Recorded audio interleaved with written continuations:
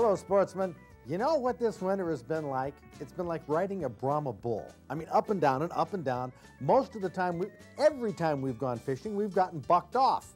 I mean, that's the way it's been. But we're going to bring you an ice fishing story where it's really cold. We're going to show you a strange home video and more. So you stay tuned. I'm Fred Trost. You're watching The Practical Sportsman.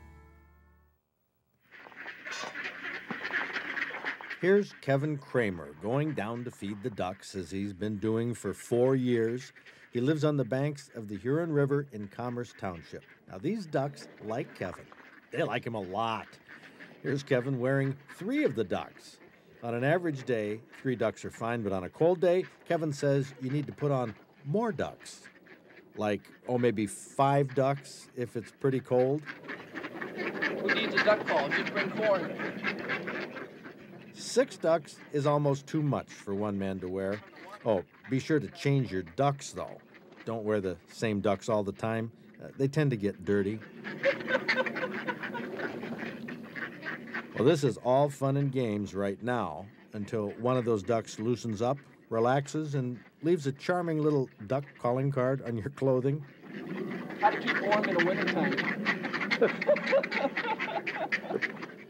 We have 6 ducks. Do we hear 7? Front row seats for 7 ducks with all the corn you can eat. What a deal, eh? This videotape was taken last March by Tom Parcelletti of Waterford at his buddy's house, Kevin Kramer's. These wild mallards stay all winter. Kevin says they disappear in April during nesting season. But when the mama ducks hatch out their ducklings, the families come up to the deck when the ducklings are only a day or 2 old, and they all eat corn out of Kevin's hands. The Kramer family buys a lot of duck food during the year, and they enjoy watching the ducks from their deck. And sometimes Kevin is the duck deck. They love him. Don't see wood ducks get that close to you, do you? The first lesson in driving on ice safely is to make sure the ice is thick enough. That's number 1. This ice is about a foot thick, so that's plenty thick to support a car as long as it's new ice, and this is new ice.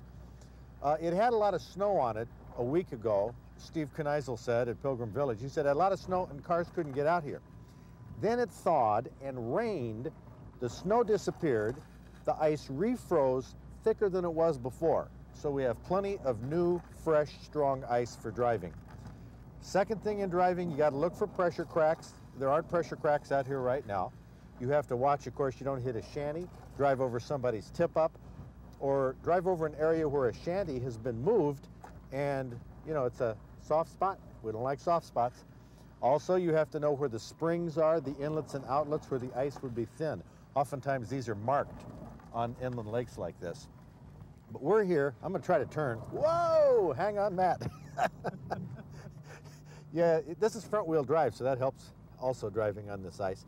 But we are over some weed beds. I can see some spots here where people have, maybe pulled up their tip-ups and things, and there's weeds on the ice. So this is where we want to be. Here's a good place to stop. I got to get these brakes checked.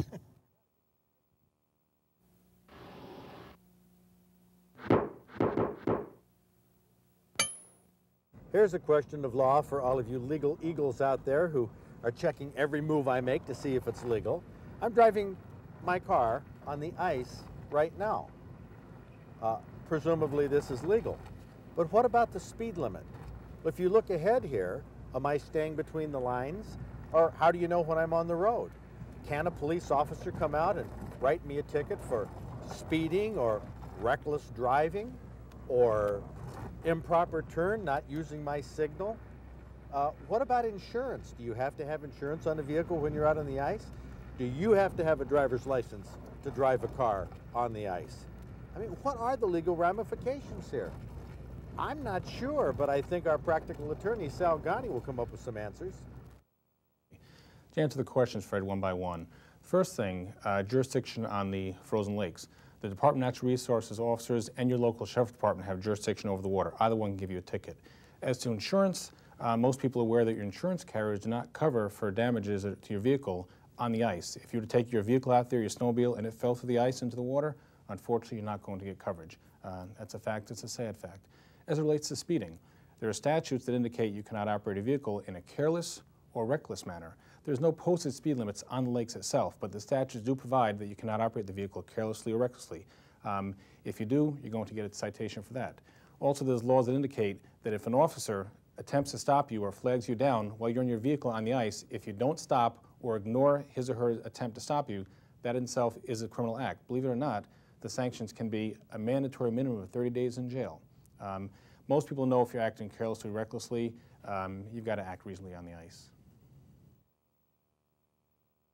Predicting the fishing in a winter like this has been a bear of a job because it goes up and down with the cold fronts and warm fronts and so on. So our guide reports have been reporting what it's like on the good days. We've had nothing but bad days. We're going to show you, if you watched the Weather Channel earlier, like a week ago, up in this area in Canada, they had 30 below. That's like it was 2 years ago, and believe it or not, we did catch some fish.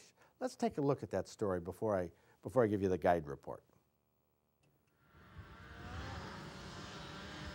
What beauty. 40 miles north of Thessalon, riding snowmobile trails on power line crossings back to remote trout lakes. This was my first snowmobile ice fishing trip. With a foot or two of snow on the trails and mild temperatures, the conditions in March of 1993 were perfect for snowmobiling in Canada and for ice fishing for Canadian lake trout. Now, once you got there, the fishing techniques were simple. Now, this is not a big one. Oh, it's a little bigger than the last one, though. Get out of there. Whoa! Keep him out of that hole. How about that? Fish, Fred. Well, it was in March of 1993 when John Ford and I got bitten by the snowmobile bug, not so much for riding, but for the places a snowmobile can take you in the dead of winter, places where peace, solitude, and quiet blanket the northern woodlands. We couldn't wait to come back this year, but the winter of 1994 was totally different, and we expected cold, but not 30 below, and we expected snow, but not 3 feet of it. Nevertheless, Doug Tabor of our Practical Sportsman staff pulled together a group of over 24 anglers for a late January adventure to some lakes way back in the boonies where lake trout and rainbows and brook trout can be caught in good numbers. Now, despite the fact that we were fishing some remote, out-of-the-way places, minutes after we arrived in this bay, we were greeted by a Canadian CO. How you doing? Good. Freezing, eh? Yes, are you the conservation officer lady? Yes, I am. Cool. Sir? Cool. You have your licenses on you? Sure. Okay, I'll have a look at those, please. Any How you chance doing of over there? frisking me? Any luck? No. Just starting, eh? Cold. I know. It's only, what, 22 below? Isn't that nice? It's mild. Well, this amounts to a virtual strip search. Okay. Oh, man. You know, there's... Sorry, but if I No, don't I- bother you know- you now, I'll bother you You know, if I later. would have thought about it, I could have put my license on the outside pocket. Helps. Here we go. There, that's mine and his. Okay, you got them together, eh? Yeah. You taking pictures in a minute. Oh, it's still okay. Thank you very much. Well, thank you. What do you find? What do you, Thanks. mainly just license violations? Or? On this lake, too Yeah. many lines usually. Ah. You're only allowed 2 lines per person, eh? Well, with temperatures way below freezing, it was tough to fish with more than one line, but we did see some local Canadians using tip-ups. Holes would freeze up, your hands would freeze up if you weren't careful. In fact, just breathing would give you a lip full of ice if you had a mustache. Welcome to Lake Guacamotta. John just told me to get the ice off my mustache. You see, it's 20 below zero right now. We have a group of people here. In fact, this is mainly the fishermen we have on our snowmobile trip have come to this bay because there's no slush. You can see here, this is solid ice. This is great. I mean, this is normal ice fishing conditions. However, many of the lakes up here have a lot of snow on them. There's not quite as much snow right here as there are in the other areas because of the wind, but there's a lot of snow on this ice and it's created slush. In fact, yesterday, talk about a miserable experience. We tried to fish brook trout. Take a look at this. This is all the tape we got. This is the Great Northern Canadian Adventure, ice fishing and snowmobiling. See the trail right through there? That's where a bunch of us got stuck. From standing knee deep in snow, slush. Look at these fine fellows. Look at the smiles on their faces. They're having fun. Doesn't get any better than this. I tell you, this is slush. I'm going to go over here. I have a special spot where I'm going to fish. I created a little fishing platform here out of slush, so it's fairly stable. And then I kick this area out, and I'm drilling my hole. This is what you call a cluster adventure, or a cluster trip. And look at these guys. John, pan over those guys. These are the instigators. Yeah. Oh. This is great conditioning for tendonitis.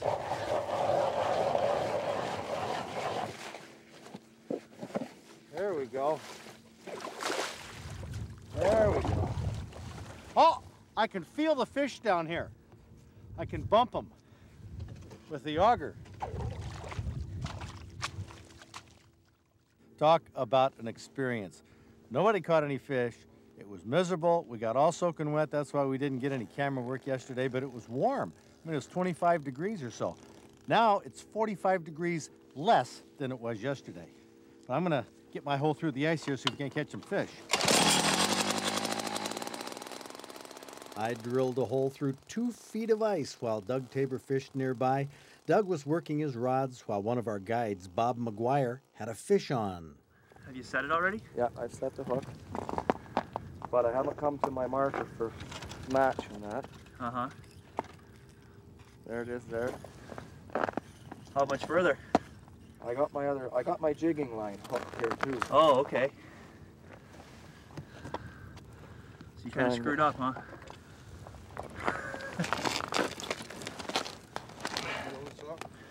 No, just leave it. I'll get it after. No, it's not a real big fish. He's a decent fish. Where's he at? He'll be coming here shortly. Don't fight much, huh? Well, sometimes they're hooked pretty deep, eh? There, he's coming here now. Oh, he's not a bad one. I lost him. You lost him. Oh, he's on your pole. He's on this pole now. wait, before you lure rod in. Oh, it's not. Lost him right at the hole here. No, leave that there. Oh, no. Yeah, lost him right at the ice. Well, we got to see him. About 2 pounds. Yeah, we got to see him for a second on the camera. Well, there'll be another one along here shortly, I would think. Well, they're starting to hit here. We're getting a few taps all around us now, eh? Yeah. Well, we'll have to try again. That's all we can say, eh? Is this about normal for fishing this time of year, or do you generally get more action? Oh, a lot more action. I don't know what it is. Pressure or full moons out, stuff like that. So Oh, really? that's all I can think is the problem anyways. So. What do the guys jig with here? Mostly Swedish pimples. Abacosters. Color make any difference, or not really? I prefer chartreuse green. Sometimes sucker bait attached to it. Different times of the year it's different, eh? This next fish was a challenge. What do you think? We got any movement? Yeah, it's turning, isn't it? Oh, yeah. A fish was on this tip-up line, but for some reason these trout were very finicky feeders, and this one dropped the bait. Oh, missed him. Boy. He was sure running with it for a second. You had her swallowed. You got him? Yep. Oh, I lost my hand. He's just grabbing onto it and then letting go, huh? A few seconds later, this local angler set the hook again. I got her set that time. You got her? I think I got him this time.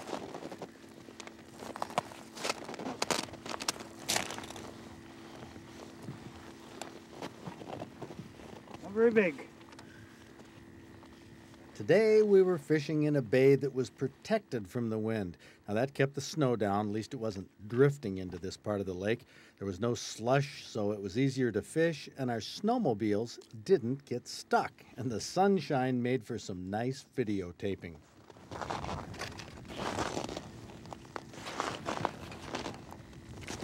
Coming up too easy for Laker. Good job. This guy wasn't in our party. He was a Canadian local who had a golden touch for setting the hook. How many does that make today? First one. First one. Yep. These are the Canadian lake trout we were after. Up in this part of Ontario, trout are the most favorite fish. Speckled or brook trout seem to be the most favorite. Lake trout like this are the bread and butter of these lakes, though.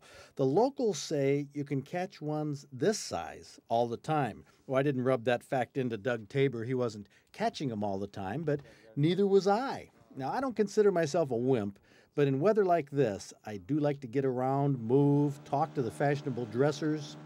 But one of my favorite activities, now they kid me about it, but I'm big on building a fire, maybe cooking something for lunch. Now, the highlight of the afternoon.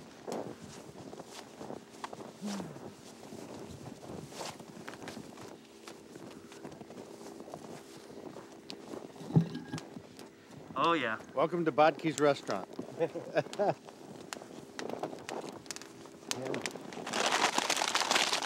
Here's the appetizer, entree, meal, everything in one, the tube steak.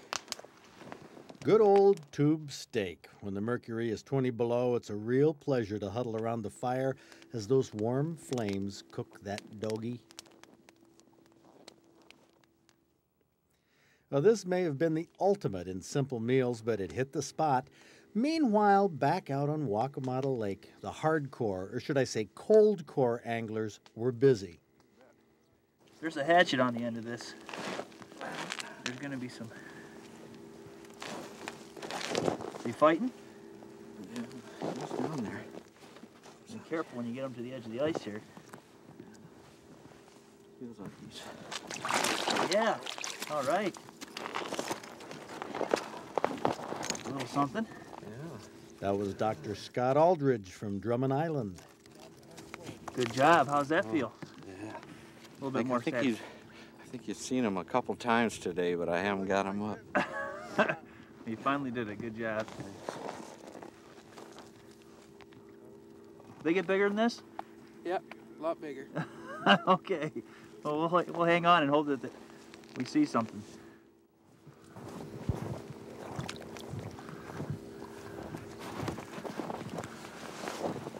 Well, that's a good one, huh? Oh, yeah. Woo! Good job. How'd that one hit? That one hit hard. Did That it? one hit hard. I knew that one was there. Definitely knew that one was That's there. Darren Beatty from Auburn Hills. He caught 3 lake trout on the trip, including this one, the biggest. Well, congratulations. Thank you. Thank you. First one, huh? First one today. Yeah. First one today. So what's the story? It's, I told you, right hand, then left hand, and then right hand again. Uh-huh. You know? And So you're fishing 2 rods? no, just one. Just one? Just switching it back and forth. I just got here 10 minutes ago. How come these other guys can't catch it? I don't know, but I'm gonna put this one back. What? I'm gonna put it back Put it back where? in the hole. Why? Don't you dare. Why? Cause we need to eat. Well, you want to eat it tonight? Yeah. Okay. Well, we didn't eat it. Darren decided to have it mounted, but a fox stole it during the night. And that's the truth. Even the foxes were hunting around the cabins in this weather. But inside, we managed to stay warm using wood heat.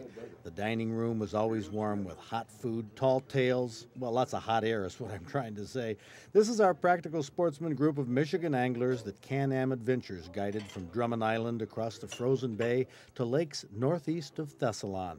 The lure was fishing, but the snowmobiling was great. This is the Practical Sportsman, make no doubt about it. But every now and then, we have to take a few liberties. Doug Tabor and I, this is Doug Tabor right here. We have found a new joy besides going ice fishing on snowmobiles. We have found, you've heard of the Blue Angels. We are the Skidoo Angels. Huh, Dougie? This is just having fun. This is having fun. Do not try this at home, kids, but it's something that we found that we can do in this powdery snow out here that is an absolute riot. Let's go, Mr. Skidoo Angel.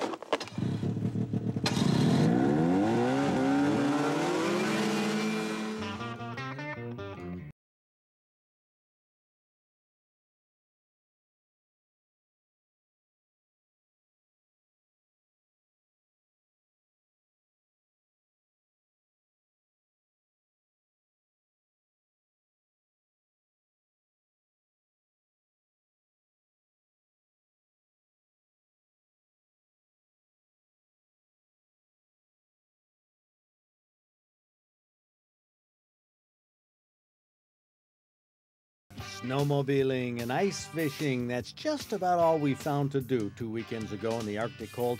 But you know, these two activities, when it's 30 below, makes the outdoors a great place to be.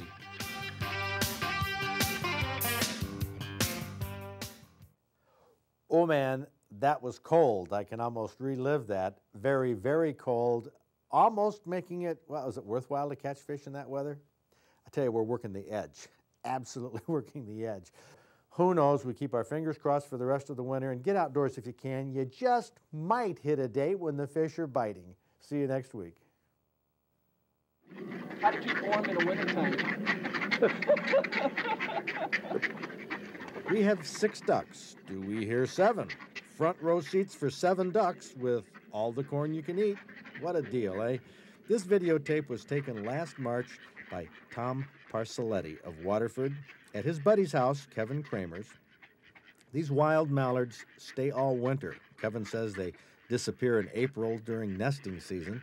But when the mama ducks hatch out their ducklings, the families come up to the deck when the ducklings are only a day or 2 old, and they all eat corn out of Kevin's hands. The Kramer family buys a lot of duck food during the year, and they enjoy watching the ducks from their deck.